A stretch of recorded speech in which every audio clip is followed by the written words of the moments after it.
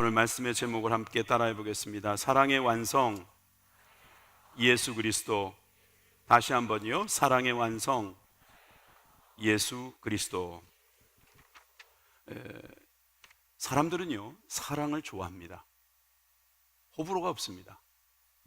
이 사랑은 우리들에게 능력이고 소망이고 생명이고 창조입니다.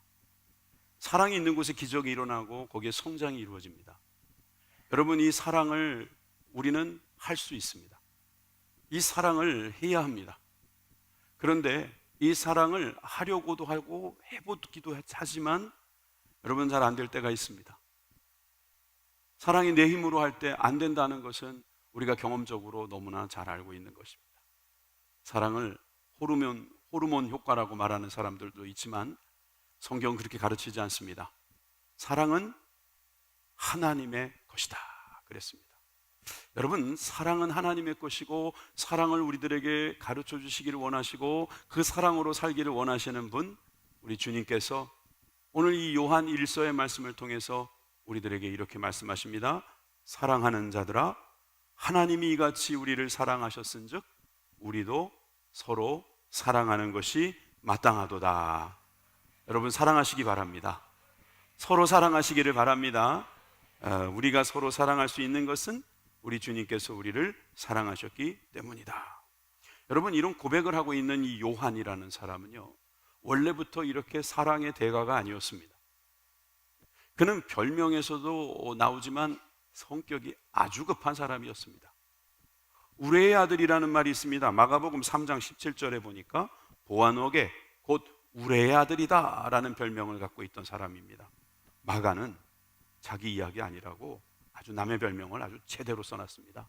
얼마나 성격이 급한지 번개 같아가지고 예수님의 마음에 안 들어 보이니까 예수님의 그 속에 들어갔는지 저들을 싹 쓸어버립시다, 막 이런 어떤 급한 마음도 그의 입에서 나온 적이 있습니다. 요한복음 19장에 보면 요한이 스스로 밝힌 자기의 별명이 있습니다. 사랑하시는 제자. 요한이 예수님께서 승천하시고 나서 이 요한복음을 썼을 것이니 그는 자신에 대해서 표현할 때 요한 아니면 나라고 말하기가 그래서 별명을 썼을 텐데 그 별명 중에 사랑하시는 제자다. 번개 우레의 아들이 좋습니까? 사랑하는 제자가 좋습니까? 예, 당연히 우리는 사랑을 좋아합니다. 갑자기 이 사람이 이렇게 바뀔 수 있었던 이유는 뭘까요? 그가 이렇게 우레의 아들에서 사랑의 아들로 바뀔 수 있었던 것은 무엇일까요? 여러분, 사랑하게 된 사람은 그 사랑하게 된 이유가 있듯이 분명히 요한에게도 그런 이유가 있었을 것입니다. 그러니 오늘 본문에서 그는 이렇게 고백합니다. 사랑하는 자들아, 우리가 서로 사랑하자. 사랑하는 자들아, 하나님이 사랑하는 자들아, 내가 사랑하는 자들아, 우리가 서로 사랑하십시다. 여러분이 연말에 사랑하십시다. 대림절 기간에 우리가 기다리는 예수님은 사랑의 왕이십니다. 예수님을 기다리는데 예수님의 무엇을 기다리느냐? 구체적으로 말하면 예수님의 사랑을 기다리는 줄 믿으시기 바랍니다. 예수님의 사랑, 그 사랑에 대한 오늘 말씀을 함께 나누도록 하겠습니다. 세 가지로 나누어 볼 텐데 이 사랑은 원천이 있었다는 사실을 알 수 있습니다. 사랑의 원천, 말 그대로 수원지가 있었다고 하는 것입니다. 여러분, 사랑은 갑자기 나타난 것이 아니라 어딘가에서 뿜어져 나온 사랑이 있었을 거라는 거죠. 시작된 사랑이 있었을 거라는 거죠. 여기에 오기까지 시작된 그 사랑, 먼저 하신 그 사랑, 그 사랑이 있다는 사실을 우리가 믿으시기 바랍니다. 내 힘으로 할 때는 내가 만든 사랑이기 때문에 결국 내가 사랑의 원천이겠지만 하나님의 사랑은 하나님께서 우리의 사랑의 원천이 될 것을 믿습니다. 여러분, 그렇잖아요. 우리가 물을 마시면 그 물은 어디선가 솟아난 것이지 않겠습니까? 그 솟아난 원천이 맑아야 우리가 먹는 물도 맑는 거 아니겠습니까? 우리가 어떤 원천, 근본, 기본적인 것을 알아야 우리는 그것을 제대로 할 수 있지 않겠냐 하는 이야기입니다. 오늘 본문의 7절에서 8절은 사랑에 대하여 이렇게 고백합니다. 사랑하는 자들아, 우리가 서로 사랑하자. 하나님은 사랑은 하나님께 속한 것이니 사랑하는 자마다 하나님으로부터 나서 하나님을 알고. 여러분, 여기서 사랑은 하나님께 속한 것이다, 즉 사랑은 하나님께로부터 나온 것이다. 그래서 뒤에 보니까 사랑하는 자마다 하나님으로부터 나서 하나님을 알고 그랬습니다. 하나님으로부터 나온 사람이 하나님을 알게 된다. 여러분이 안다라는 말, 지난주에 주께서 우리에게 생명의 길을 보이시리니 할 때 그 보이신다, 그것은 알게 하신다 그랬잖아요. 알게 하신다, 그거랑 같은 말이에요. 물론 헬라어라서 기네스코라고 할 수 있습니다. 기노스코라고 하는 이 알고라는 말은 히브리어로 야다, 안다, 부부가 서로 알듯이 경험적으로 알고 체험적으로 알듯이 주님께서 우리를 알게 하실 것이다. 사랑할 때 우리는 하나님을 그렇게 경험적으로 알게 될 것이다. 그러므로 8절, 사랑하지 아니하는 자는 하나님을 알지 못한다는 거예요. 이는 하나님께서 사랑이시기 때문입니다. 16절에는 또한 하나님은 사랑이시다라는 말을 이렇게 하고 있습니다. 하나님이 우리를 사랑하시는 사랑을 우리가 알고 믿었노니, 알고 믿었다는 거예요. 우리가 그저 믿은 게 아니에요. 알고 믿었어요. 왜? 하나님은 사랑이시기 때문에 하나님을 알고 하나님을 믿게 되었다. 하나님의 사랑을 알고 우리는 믿게 되었다 하시는 거예요. 사랑 안에 거하는 자는 하나님 안에 거하는 것이다. 하나님도 그의 안에 거하시느니라. 여러분, 다시 말씀드립니다. 사랑의 원천은 하나님이십니다. 하나님께서 시작하신 사랑입니다. 하나님께서 우리들에게 주신 사랑입니다. 여러분, 우리가 하나님을 사랑한다라고 말하지만 성경은 분명하게 이렇게 말하고 있습니다. 로마서 5장 8절입니다. 우리가 아직 죄인 되었을 때에, 다시 말해서 주님과 원수 되었을 때에, 주님과 멀리 있었을 때에 그리스도께서 우리를 위하여 죽으심으로 하나님께서 우리에 대한 자기의 사랑을 확증하셨느니라. 누가 먼저 사랑했다고요? 주님께서 먼저 사랑하셨다는 거예요. 요한일서 4장 19절 말씀도 크게 읽어보십시오. 시작. 우리가 사랑함은 그가 먼저 우리를 사랑하셨습니다. 믿으시면 아멘 하십시오. 여러분들은 혹시 결혼하셨습니까? 결혼하실 때 누가 먼저 사랑하셨습니까? 저는 제 얘기 듣고 싶지 않죠? 그래도 하겠습니다. 제가 먼저 사랑했다고 확신하는 사람입니다. 제가 먼저 관찰했고, 제가 먼저 고백했고, 제가 먼저 결혼하자고 했어요.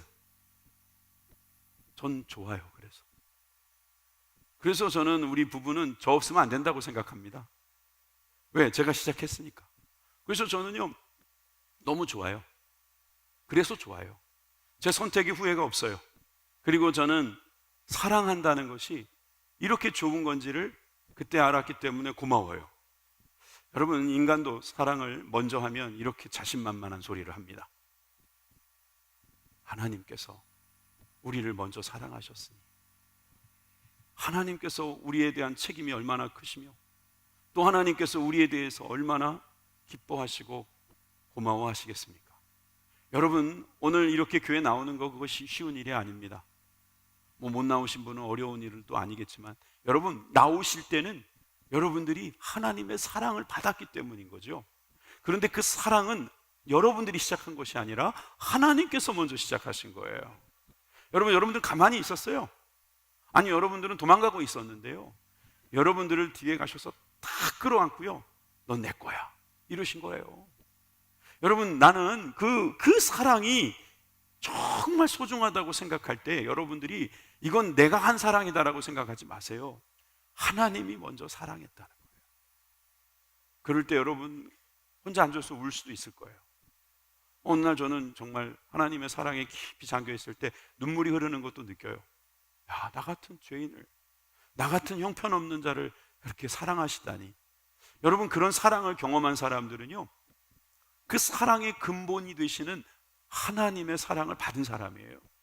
여러분, 이 하나님께서 근원이 되시는 사랑을 우리들에게 주시는 줄 믿으시길 바랍니다. 여러분, 사랑의 원천은 나에게서 나오는 것이 아닙니다. 어떤 이익에서 나오는 것이 아닙니다. 여러분, 우리 인간들은 어떤 존재인 줄 아시죠? 이기적이에요. 매우 타산적이에요. 그러니까 우리가 사랑한다는 것은요, 어떻게 보면 굉장히 조건적인 것입니다. 내가 주고 내가 받고 뭐 이렇게 있어야 되는 거예요. 여러분, 베드로가요, 예수님께서 막 발을 씻어주리니까 안 씻겠다고 그러잖아요. 왜 그러는 거예요? 저는 주님께 드린 게 없는데 주님께서 저에게 주신다니 저는 못 받겠습니다, 이러는 거예요.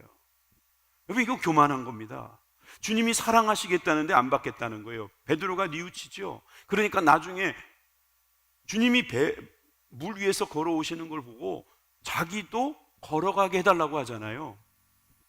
왜 그래요? 이제 주님을 사랑하게 된 거예요. 주님이 사랑하시는 걸 알게 된 거예요. 그래서 주님의 능력, 주님의 기적을 주님만 하지 마시고 나를 통해서도 해 주십시오. 나도 그런 기적을 일으킬 수 있을 줄 믿습니다 하고 그 주님의 사랑의 힘입게 된 거죠. 여러분, 사랑, 이거 여러분 잘 생각하셔야 합니다. 여러분, 받는 것이 얼마나 좋은 건지 몰라요. 그런데 그 주신 분이 누구냐가 중요한 거예요. 여러분, 그 주신 분이 하나님이라는 사실을 알게 되면은 우리가 그 사랑의 원천을 통해서 새 힘을 얻게 될 줄 믿습니다. 두 번째, 저는 사랑은 출현이 있었다는 거예요. 사랑에 출현이 있었던 거예요. 하나님의 사랑이 이렇게 나타났다라고 9절에 말씀하고 있죠. 다 같이 9절 말씀 읽습니다. 시작. 하나님의 사랑이 우리에게 이렇게 나타난 바 되었으니 하나님이 자기의 독생자를 세상에 보내심은 그로 말미암아 우리를 살리려 하심이라. 아멘. 어떻게 나타났다고요? 자기의 독생자 예수 그리스도를 통해서 나타났다는 것입니다. 여러분, 세상에 독생자 예수 그리스도를 보내주신 이유가 우리를 살리려고 하신 겁니다. 여러분들은 모르시지만 여러분들이 정말 영원히 죽었던 존재라는 것을 여러분들은 잘 몰라요. 왜냐하면 여러분들이 살아있어야지 그걸 아는데 살아난 다음부터는 여러분들이 그냥 사는 줄 알잖아요. 근데 여러분들은 원래 죽었어요. 죽었는데 살려주신 거예요. 여러분들은 이것을 영적으로 이해해 주시기 바랍니다. 우리가 주님과 완전히 끊어졌었어요. 그런데 연결된 다음에 우리가 주님의 사랑으로 말미암아 살림바 되어서 이렇게 예배를 드리고 있습니다. 여러분, 이 살려진 여러분들에게 하나님께서 나타나신 바 되었는데 그것이 바로 예수 그리스도셨다는 것이죠. 여러분, 이 말씀 우리가 생각하면 요한복음 3장 16절 생각이 나죠.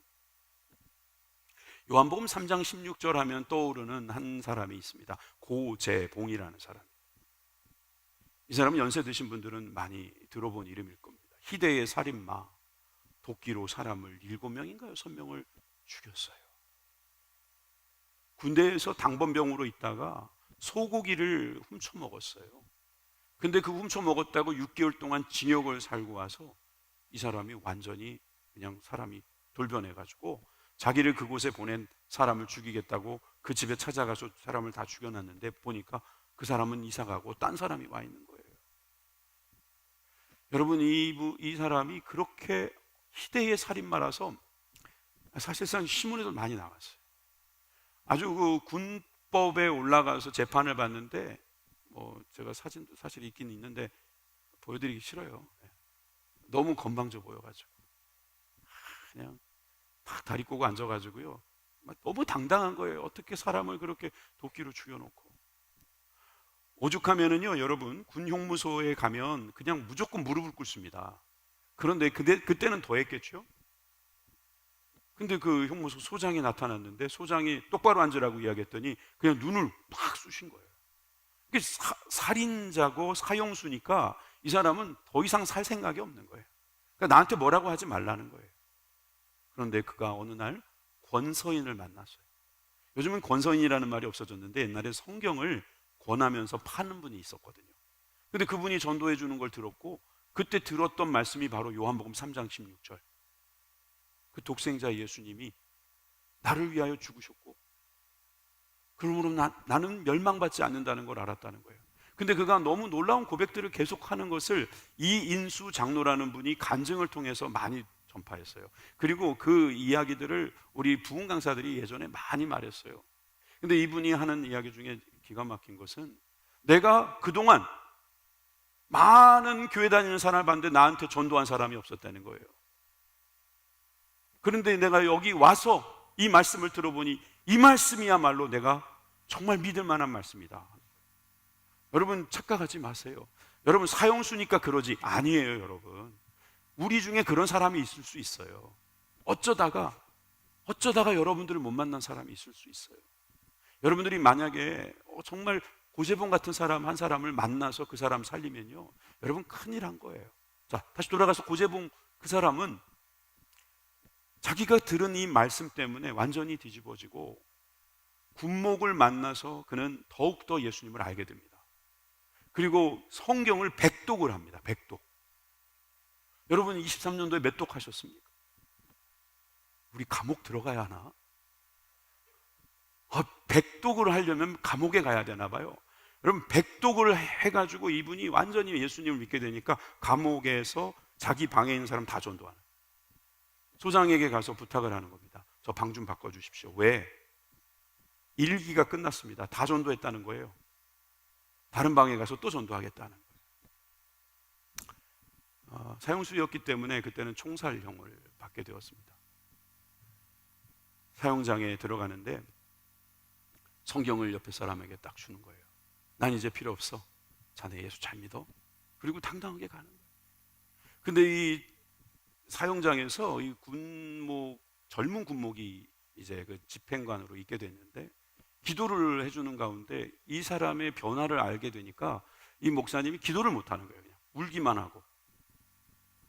그러니까 이 사형수가 고재봉이 뭐라고 하냐면, 목사님 제가 기도하겠습니다.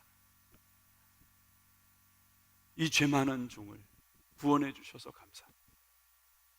예수님을 믿게 해주셔서 감사합니다. 그가 마지막으로 목사님이 해야 될 기도까지 하면서 찬양을 부를 때 쏴주십시오. 이렇게 부탁하니까 그렇겠다고 그 찬양을 부릅니다.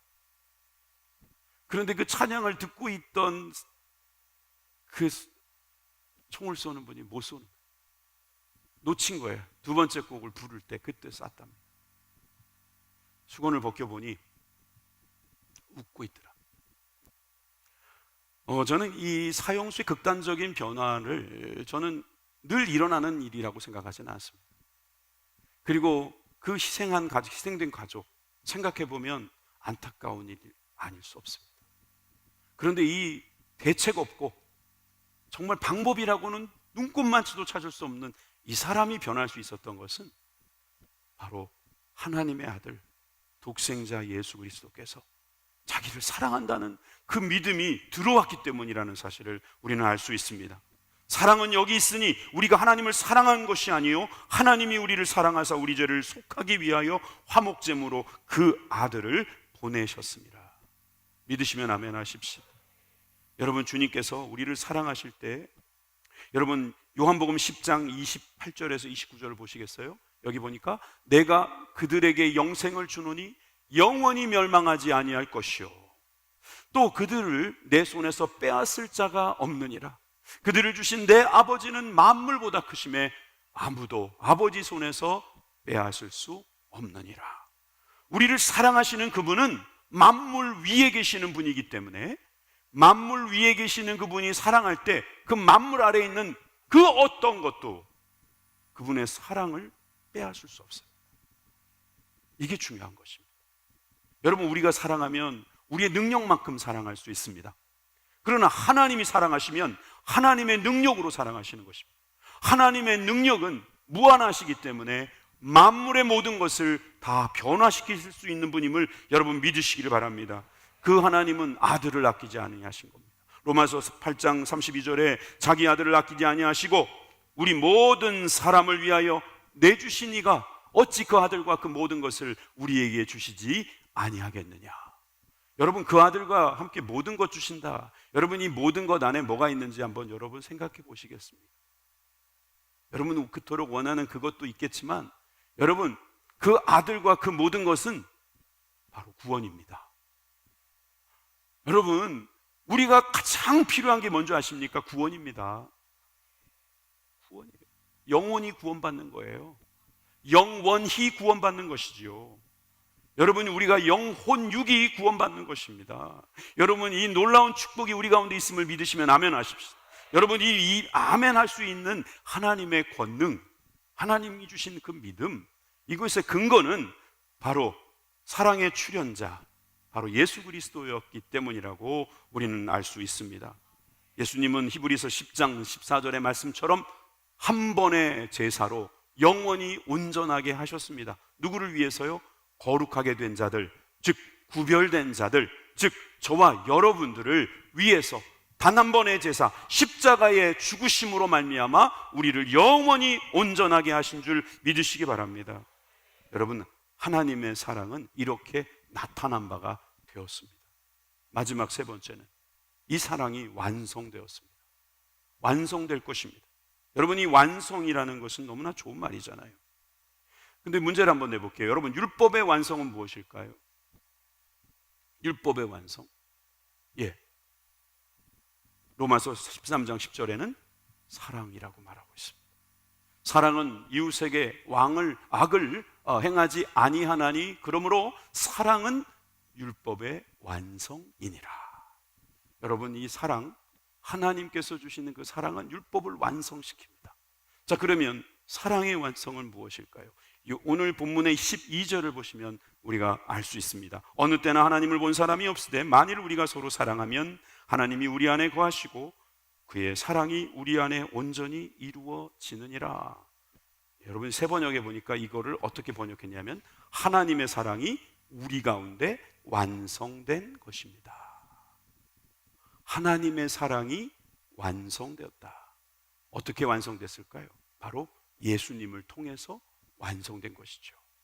오늘 제목처럼 사랑의 완성은 예수님께서 하신 것입니다. 여러분, 그런데 예수님 혼자 하신 게 아니에요. 오늘 본문을 다시 보실 필요가 있어요. 다시 12절로 돌아갑니다. 12절로 보면 우리가 서로 사랑하면 하나님이 우리 가운데 거하시고 그의 사랑이 우리 안에 온전히 이루어지느니라. 여러분, 하나님의 사랑, 즉 예수님의 그 출현, 그 나타나심이 우리가 서로 사랑할 때 온전히 완성이 된다는 것이죠. 여러분, 우리가 이 사랑의 완성자로 쓰임받고 있다는 사실을 우리는 기억해야 됩니다. 자, 여러분들은 오늘 이 사랑에 대한 이야기를 계속 듣고 계시는데 정리를 한번 해드릴 필요가 있어요. 여러분, 이 하나님의 사랑은 누가 하는 거냐면 구원받은 사람이 하는 겁니다. 성령 받은 사람이 하는 겁니다. 세상 사람들은 할 수 없습니다. 목사님 어떻게 그렇게 다 놓고 그렇게 이야기할 수 있습니까? 예, 이건 하나님의 사랑이기 때문에 하나님을 믿는 사람만이 하실 수 있어요. 하나님을 믿는 사람은 하나님의 사랑을 할 수 있어요. 그 사람은 성령을 받은 사람이에요. 13절을 보십시오. 그의 성령을 우리에게 주심으로 우리가 그 안에 거하고 그가 우리 안에 거하시는 줄을 아느니라. 성령님께서 오셨기 때문에, 즉 구원받았기 때문에 우리가 그분 안에 사랑 안에 거하고 그가 우리 안에, 사랑이 우리 안에 거하는 줄을 알게 되는 것입니다. 자, 이거 참 우리가 여기서 한 가지 분명한 사실을 깨닫고 가야 합니다. 뭐냐면 성령이 오셔야 사랑할 수가 있다. 여러분, 이런 이야기입니다. 예를 하나 드는 게 좋을 것 같아요. 성탄절이 되면 아이들은 선물을 바라죠. 애들이 이제 다 커서 그러지도 않은 것 같습니다만은 어렸을 적에는 굉장히 선물을 좋아했습니다. 그러면 선물을 안 주면 여기저기 숨겨놨는지 자꾸 찾기도 하고, 안 준다고 왜 선물 안 주냐고 막 떼도 쓰고 막 그럽니다. 그러면 사실은 선물을 못 받은 이 아이는 어떤 생각을 합니까? 회개합니까?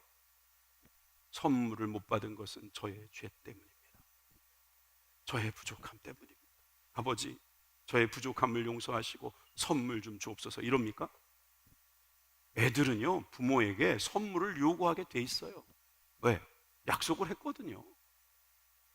여러분, 약속을 하신 것은요, 여러분 믿고 달라고 하면 되는 거예요. 여러분, 꼭 크리스마스 선물 약속되어 있지 않다 그렇게 말하지 마시고, 여러분, 하나님께서는 우리에게 선물을 주시기로 약속하셨어요. 자, 그러면 여러분들에게 주어진 저 선물을 한번 보십시오. 저 선물 안에 무엇이 들어있나 한번 열어볼까요? 사랑이 들어있습니다.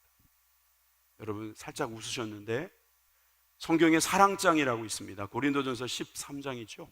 근데 바로 그 전 장에 12장 31절에 뭐라고 되어 있었습니까? 너희는 더욱 큰 은사를 사모하라. 더 큰 선물을 사모하라.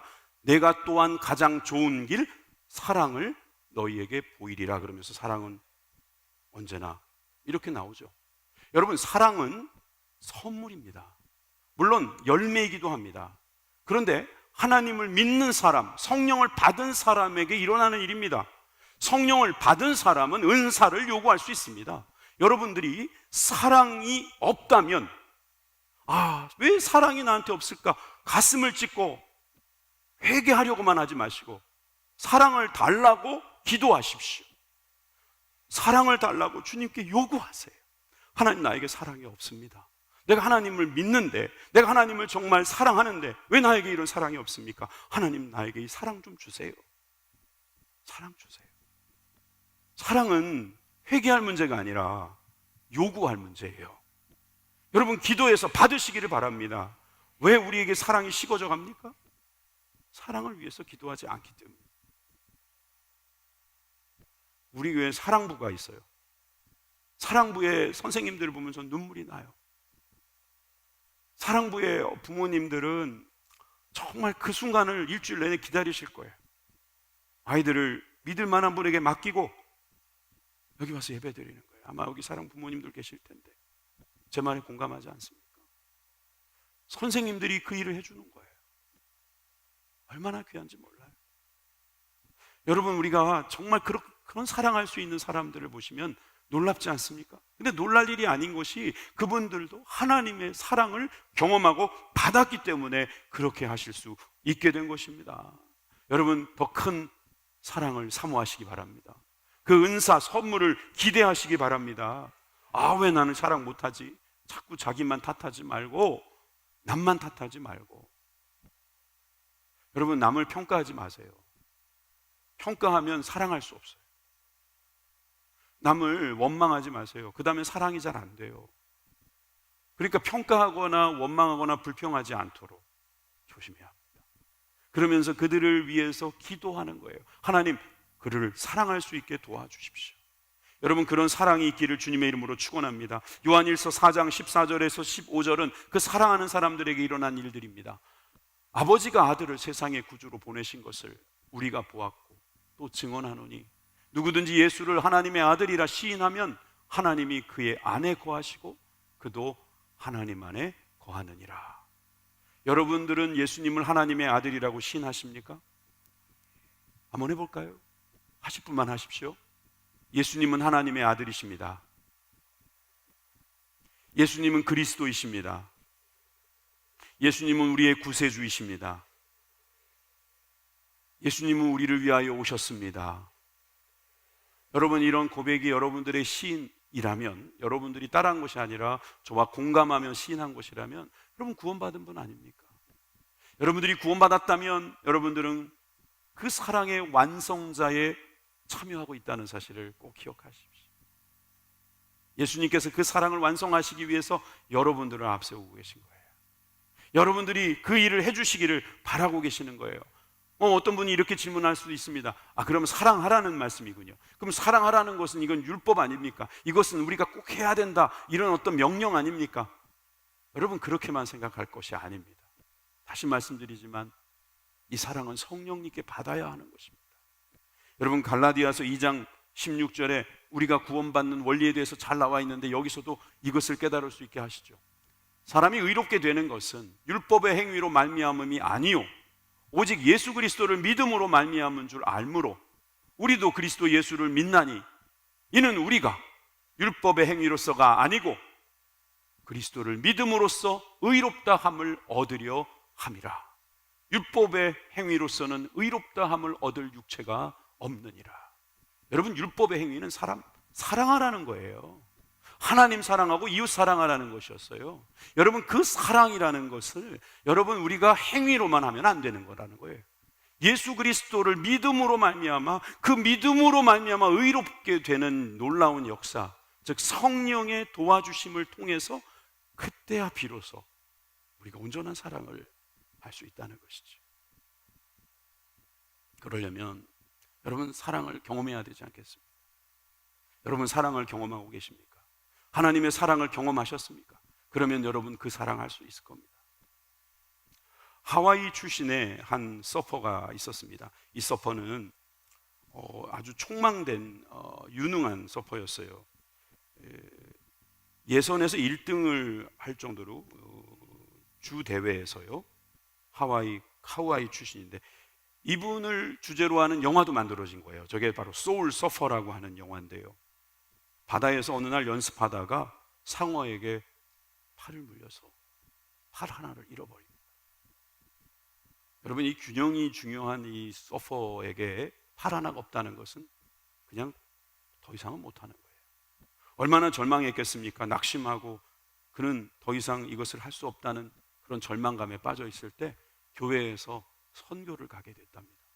그래서 태국에 선교를 가서 그 단기 선교 중에 난민들을 만나게 되었답니다. 그들을 위로하다가 용기를 얻어서 그는 다시 서퍼로 재기하기 시작합니다. 그래서 정말 보기 힘든 한 손만 가진 서퍼가 탄생했습니다. 그리고 그 다음에 그는 좋은 성적도 냈고 그가 이뤄낸 여러 가지 기적적인 결과를 가지고 영화가 된 거예요. 그는 이렇게 고백합니다. 주님은 주시며 주님은 나에게 주신다는 거예요. 주님은 찾으신다는 거예요. 내 안에 하는 말 주님 찬양합니다. 여러분, 이가 이렇게 말할 수 있었던 것은 무슨 이유였을까요? 그러고 그 마음속에 사탄이 속삭이는 속삭임이 없었을까요? 너는 안 돼. 너는 끝났어. 너는 이제 서핑을 할 수 없어. 하나님이 널 버리셨어. 우리에게 문제만 일어나면, 문제의 어떤 한계점에 도달하면 자동적으로 발생하는 일들이 뭐냐면 바로 마귀의 유혹소리예요. 마귀가 안 된다고 자꾸 말을 합니다. 여러분, 그럴 때 하나님 앞에 찬양하며 선포합니다. 이 베슨이라는 이 서퍼는 이렇게 말하는 거죠. 고난이 있지만 끝난 것이 아니야. 하나님이 가져가셨지만 하나님이 주신 것이 있잖아. 아직 끝나지 않았어. 다시 일어설 수 있어. 하나님은 결코 나를 버리시지 않았어.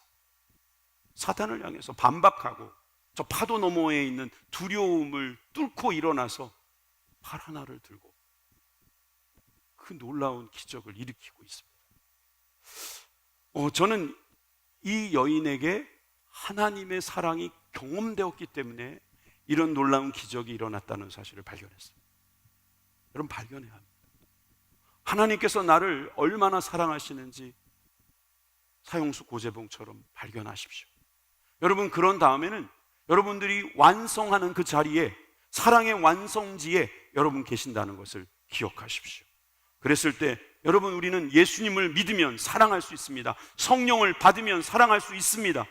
여러분, 우리가 변화되고 거듭나면 우리는 하나님의 사랑을 할 수 있습니다. 그렇게 고백하게 될 것입니다. 한 해 동안 돌아보면 어떻게 좋은 일만 있었겠습니까? 빠진 적도 있고 쓰러진 적도 있고 부정한 적도 있고 참으로 생각만 해도 끔찍한 일들도 분명히 있었을 것입니다. 그렇지만 오늘 하나님 오늘 우리에게 용기 주십니다. 다시 할 수 있다고. 왜냐하면 사랑하기 때문에. 애들이요, 사랑해야 바뀌더라고요. 애들은 사랑해야 바뀌어요. 우리도 주님 보실 때는 어린아이잖아요. 우리 주님께서 사랑하신다고 하세요. 그 음성 들으실 수 있기를 주님의 이름으로 축원합니다. 사랑하는 이 시간 주님의 사랑을 받은 우리들은 이렇게 고백합니다. 사랑의 완성은 예수 그리스도이십니다. 우리가 서로 사랑할 때 그 일이 이루어질 줄 믿습니다. 기도하겠습니다. 하나님.